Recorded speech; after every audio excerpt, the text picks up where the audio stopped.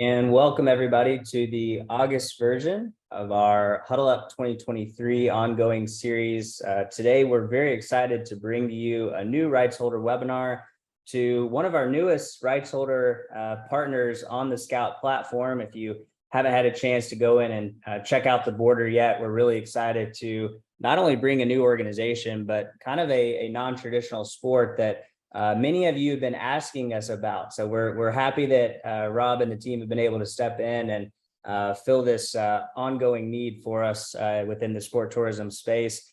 So without further ado, I'd like to kick it over to Mr. Rob Meronek, who's the co-founder of The Border based in Tampa, Florida. And Rob, you all have a lot of really exciting things going on across the country. We're happy to catch you and maybe a little bit of a downtime headed into your weekend. But we really appreciate, obviously, how busy you all are and the time that you've given us today. We're really excited to have you on the platform and excited to hear what you have for our partnership or our partner destination. So, Rob, without further ado, I'll kick it over to you. Awesome. Thanks, Cole. And thanks, Jay. Thanks for having us and having me on the call here. I'm looking forward to the connections that the Scout Network is going to create to get us in touch with the people and facilities that we're looking for to grow skateboarding. As you introduced, my name's Rob. I've founded The Border with my partner, Ryan Clements, about probably 10 years ago now. We've both been working in skateboarding for 3 decades, and we've been skateboarding our whole lives. So we have a nice little fairy tale story here where this do what you love and turn into your job thing has really worked out nicely for us. So we live, breathe, and eat skateboarding, and we've been lucky enough to have it turn into epic careers and jobs. And one of our jobs is running quality skateboarding events, which I'm going to tell you about here today. So a little bit more about The Border. We, of course, are rooted in skateboarding events. It's the most public facing division of our company. We don't just do our own events. We do events for brands like Red Bull and Adidas and all that. But we have 2 other groups here that are under our umbrella, under common ownership here. Another one is Platform Group. We partnered up with one of our longtime design and construction friends that's been working in skateboarding forever, named Tito. And we now have a group that can design and build skate parks. We also have another group called Excel Management, which was founded in 2013. We represent the best athletes in skateboarding. We help them with their deals, we help them with their financing and all that. And this includes everyone from people like Jamie Foy and Ashad Ware.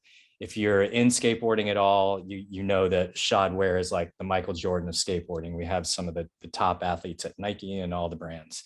And then we have legendary people like Mark Gonzalez and Nora Vasconcelos with Adidas, who's one of the most exciting female skateboarders today. So we really cover like everything in skateboarding. So as I was saying earlier, we not only do our own events, our own owned events, but we also get hired by other brands who have over the years taken notice of like, hey, if I need an authentic skateboarding contest, I need to get that crew in Tampa that's killing it everywhere around the world doing these events to help me do ours. So people like Red Bull, Nike, Adidas, Rakuten, they come to us for consulting work and straight execution of their event type of work. With our division with Excel, we have all the relationships with the top pro athletes too. So if a company like Rakuten wants to do a huge pro contest, they know they can come to us to have these top pros recruited to their events. One thing about skateboarding is it's got quite a detailed and core subculture that's hard to penetrate by outside brands that don't have an affiliation at all with skateboarding. So a company like Rakuten just can't come in with $1 million and go, hey, we're doing a skateboard contest. It's not going to be received very well. It has to have some authenticity to it. So that's why you'll find us at The Border on everything from Tony Hawk's Vert Alert that we were at a couple of months ago to Uprising Tokyo that Rakuten did last month. We even work with people like Young Money. Lil Wayne knows that if he wants to have an authentic product put into the skateboarding community, he needs someone like us to help. We're currently working on a video project with Lil Wayne and a video that he's making with his crew that's going to go on ESPN. So we're, yeah, basically in everything skateboarding. So why skateboarding?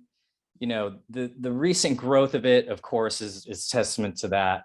I'm sure most people watching this have some connection to it, like my kid is suddenly all about it, or my nephew, or this or that, like, and it spans all ages. It also comes with this lifestyle too. Like when you become a skateboarder, it doesn't just, you're not just like a skateboarder, like somebody who goes bowling on the weekends. It's in everything you do, from the type of music you listen to the way you dress, to your outlook on the world and how you view everything. Skateboarding's got such an entrepreneurial spirit to it also, that shows that like the kind of creative subculture that that participates in it. That subculture, because of that, it runs deep and it's complex and it's hard to understand for an outsider, and it takes a long time to like get it. Our team, of course, has been immersed in it for our entire lives. And we know the community demand for events is there, but executing it is difficult because the skill set and the authenticity and having all the resources to do that, all these little perfect storms need to come together to make a good quality skateboarding event. And we have them all right here under our roof, and we can bring it to you. We also have data and personal experience that shows that families travel for these events and make a weekend vacation out of it to attend these. And we think all these cities that have spent millions of dollars on their awesome facilities need to capitalize on that by having annual events that are top quality, nicely run, that will bring these communities time and time again back to your facility and your town, which increases tourism, and on our selfish part, grows skateboarding. We want to grow skateboarding. That's what we're here for. We know that growing skateboarding will have the byproduct of making our business healthy and allowing us to make a living, but growing skateboarding is number one for us. Touching a little more on the travel thing, skateboarding and travel go hand in hand. It always has. It's been that way forever. And it's because of how skateboarders are constantly in search of new terrain. It's so different than your average recreational activity, like, you know, the growth of pickleball. Like every pickleball course is the same, and there's a rule book and there's a blueprint, and same goes for tennis and baseball and bowling and all that stuff. There's a roadmap on how to execute it. Skateboarding just doesn't have that. Every skate park is different. It's like a fingerprint. Skateboarders are constantly in search of something new. A skate park built probably 15 years ago is likely fairly outdated, and designing and building new ones takes true expertise from people really immersed in it to build you one that can stand the test of time and the change of skateboarder tastes. We have tons of data that show that the majority of people that participate in our events are not from not only that city, but not even that state. I have some examples here with some data. We won't get into super details on that here. I'll keep it short, but we do have an RFP on Scout that where you can check out this information and dive in a little deeper. It's pretty awesome to see how families travel for skateboarding events and also just new skateboarding activities in general. So here I got a sample of one of these skateboarding events that we think fits cities and municipalities. It's an all ages and skills type of event that has divisions for men and women, boys and girls, and all different ages. This one here happened at our private facility in Tampa, Florida. We have our offices in a warehouse here, and half of the warehouse we just turned into our own little like private skate park. You know, we're like a bunch of little kids that built our work environment. You know, right outside our door is all these quarter pipes and ramps and a fun lunchtime every day, basically. So twice a year we open it up to the public, and we have events here. And on this last one, we were super hyped to have the entire Chinese Taipei skateboarding team travel from there to attend the event. It was super cool meeting them. Got over our like language barriers and translation stuff, and they all gave us jackets and stuff. It was super sick, and awesome to see them travel so far just to come out for one of our events. And that happens stop after stop after stop. The stories are endless on that. Right here, I have a quick 90-second video just to give you some highlights of what a sample event might look like. This one's from St. Pete, Florida, and it has a little bit of course, the skateboarding, but it highlights the other divisions that we have. Like there's an adaptive division, which is kind of like skateboarders with disabilities and stuff. There's blind kids that come and skate. They might be missing a limb with a leg or whatever. And it's so inspiring to see this and watch them overcome whatever setbacks they might have and skate and participate in this. The age range too is like all over the place. At the end of the video, you'll see this 57-year-old dude doing inverts in the deep end of the bowl that comes to all of our events. It's pretty awesome. Skateboarding is really levels it out on the age groups. Like it's in a normal situation, I think it might almost be weird if like a 52-year-old man was friends with like 25, 17-year-old kids, but that's just how it is. We're all mixed and everybody's got skateboarding in common, and it's awesome. So I'm going to play the video here. Beans and cornbread, beans and cornbread, beans and cornbread, beans and cornbread had a fight. Beans not cornbread out of sight. Cornbread says, now that's all right. Meet me on the corner tomorrow night. I'll be ready. I'll be ready tomorrow night. I'll be ready tomorrow night. I'll be ready tomorrow night. Beans no cornbread if you ain't straight. You better wake up, I'll gas you gate. And in this box is 2:30, swelling and full. I'll be ready. I'll be ready. Good job, y'all. I'm gonna fight you so and so. Meet me on the corner. Cornbread on the head. Cornbread said I'm almost there. We got the sticks and wieners and sauerkraut, like a hot dog and mustard, like bread and butter. It makes no difference what you think about me, but it makes a whole lot sad tonight. Stick together like chitlins and potato salad. Get on now. I'm Scotty Conley from the border, and I'm here to remind you to help control the pet population. Have your pets spayed or neutered, and we'll see you at the next stop and grind for life in Zephyr Hills. Boom!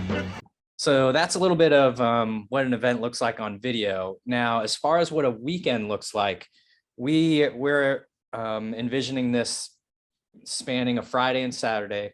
On Friday night, there would be a little bit more of an informal bowl session. We call this format Cash for Tricks.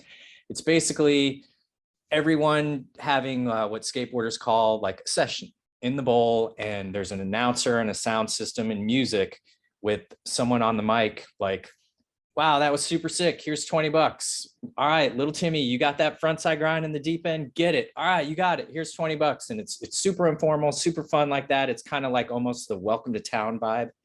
And then that would go down Friday night. There might be pizza and drinks and whatnot if if that fits.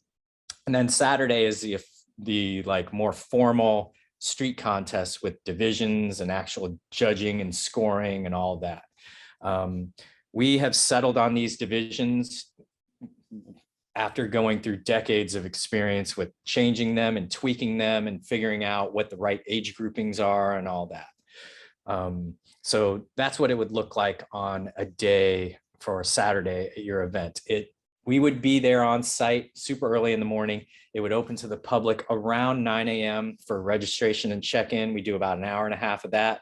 And then the contest kicks off, and that's when you'll start hearing announcing and music and the actual runs and us publishing the start lists and all that stuff. A real busy contest would go to about 5 o'clock. Your first year, it's always not quite as busy, but so that could end anywhere from 2 to 3 p.m. And as far as events we have open for bid, it's this format event. It's the all ages, all skills event. We believe this is the best one to start with, and it's the best fit for most cities and municipalities. Then as far as dates, you know, we're super flexible on that, but you do have some things to consider. Weather, of course, if your park is outdoors, it's less flexible, obviously, in the winter for the north and certain rainy areas of the south. And then here in the summer, we try to in Florida, where we're at in the summer, we kind of try to get around not doing them in July and August because, you know, the heat is insane. Sometimes you have to consider nearby or overlapping events that are similar that might affect your participation. And finally, the most important thing, of course, is the facility itself. It needs to just be like good. It needs to be authentic and proper in order for the participants to want to make the travel to your facility and for it to grow year after year. And if you don't have a facility and you are interested in skateboarding, our group that I mentioned earlier with Platform can get together with figuring out your landscape, putting together a design and actually pushing it all the way through to construction. So maybe in 3 years or 2, we can have an epic skateboarding event in your town. And then lastly, real quick on the benefits to your group and a little bit on how it works. You know, it's 100% focused on your city and your facility. You're not lost in a sea of banners. There's no other major sponsors. You title the event. You know, it would be something like the Border Series at Garland, Texas. We come with a video. We come with a professional photographer, and we have video for edits for each event. You know, that's logged in our history books at theborder.com. And of course, we promote your event in your city on our social and in front of our network of basically the entire skateboarding contest community. The budget we're looking at for this that's required from you is $25,000 plus travel and accommodations. And that comes with everything. It's fully turnkey, where we bring everything from the sound system to the staff to execute everything from live scoring to announcing and registration and check-in and all that stuff. All you're doing is basically handing us the keys and going, here's our facility. Use it for the day, and we return it as clean as when we found it and all that.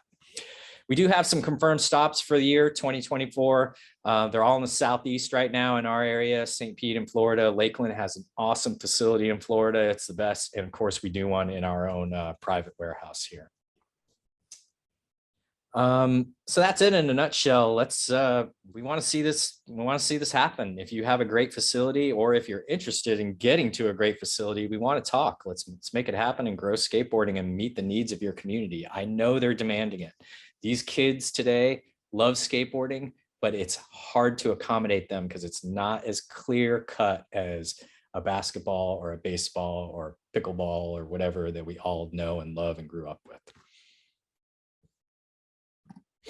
Yeah, absolutely, Rob. We really appreciate the information. This has been great. And I think Jay and I can speak specifically on just the need and the demand for skateboarding.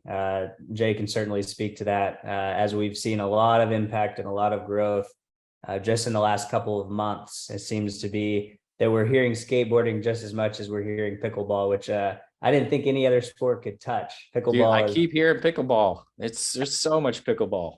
A couple times a day easily, if it's back to 10:30 Eastern right now. And the fact that I haven't heard pickleball outside of this conversation is interesting, to say the least.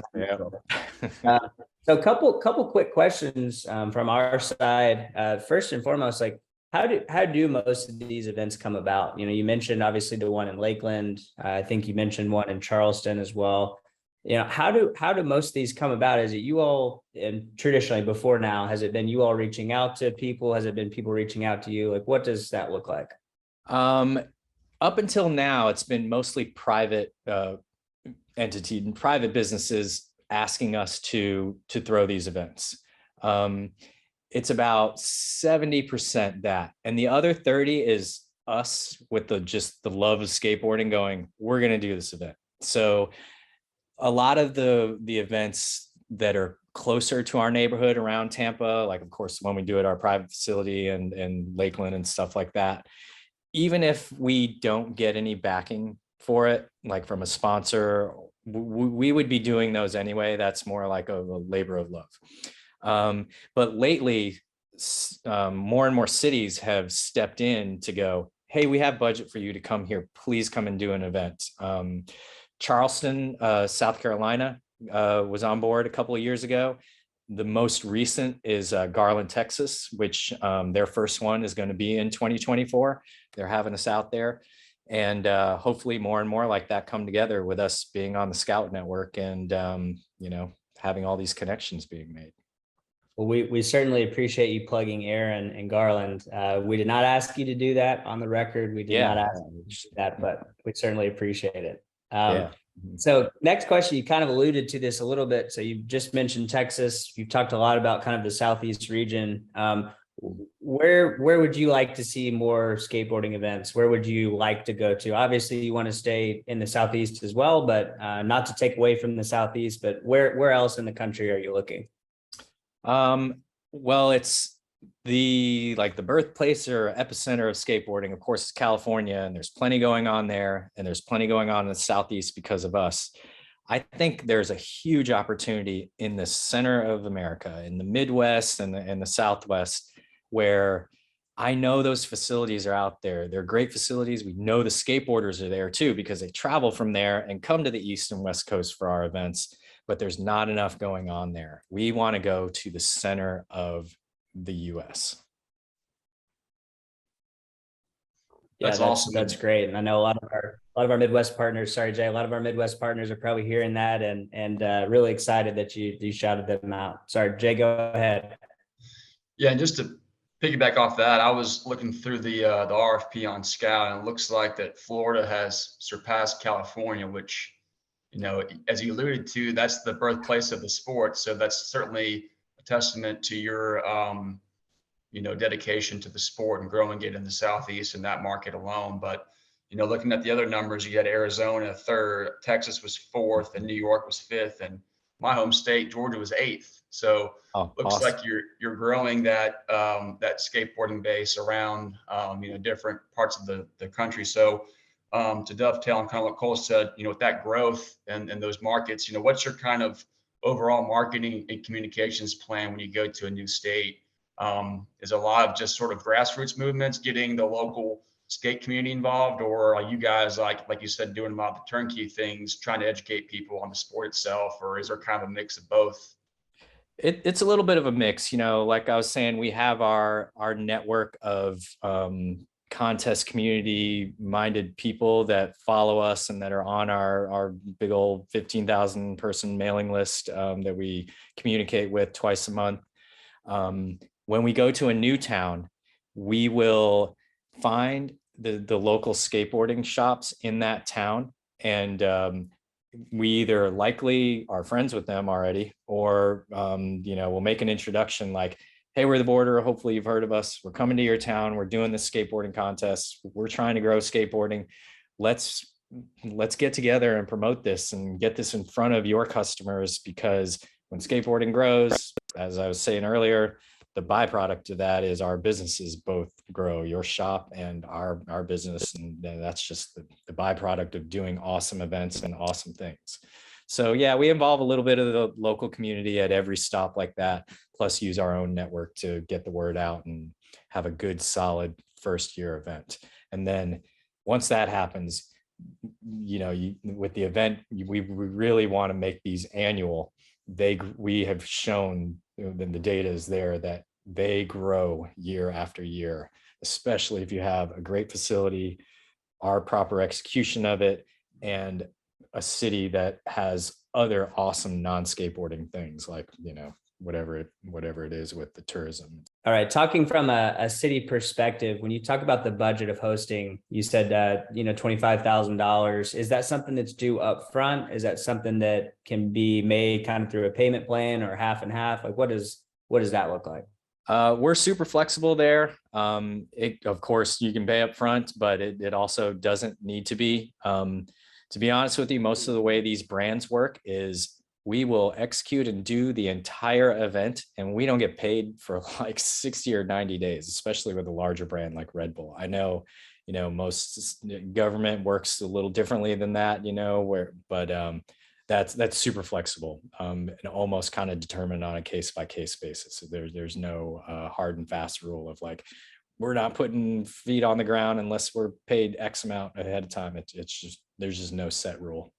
Yeah. Good to know. And then lastly, just in terms of capacity, how many events do you hope to schedule into 2024 and even moving forward 25, 26? What's the hope? What's the ideal goal?